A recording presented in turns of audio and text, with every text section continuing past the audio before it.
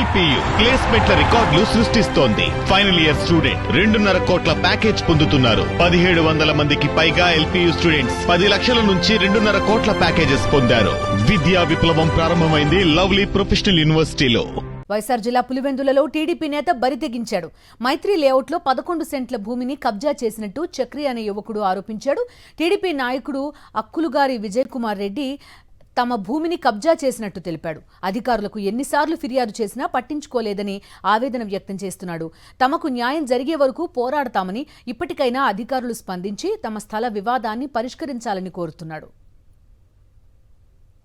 మేము 2008లో హక్కుదారులుగా కలిగి ఉండి డబ్బు చెల్లించి రిజిస్టర్ చేయించుకున్న మా పట్టా ల్యాండ్ ప్లాట్ నెంబర్ 10ని మైత్రి లేఅవుట్ అప్రూవల్ లేఅవుట్ 10వ నెంబర్ ప్లాట్ని మాకు ఏ పర్సన్ అయితే రిజిస్ట్రేషన్ చేయించిందో ఆ వ్యక్తిని పట్టుకొని డబ్బులు చెల్లించి మా స్థలాన్ని కబ్జా చేసి డబుల్ రిజిస్ట్రేషన్ చేసుకున్నారు. ఈ ప్లాట్కు దిశలు తెలుపకుండా 2025వ సంవత్సరం జనవరి నెలలో అక్కులగారి విజయ్ భార్య పేరు మీద బండి రవితేజ పేరు మీద మల్యాల రాజేశ్వరితో డబుల్ రిజిస్ట్రేషన్ చేయించుకున్నారు.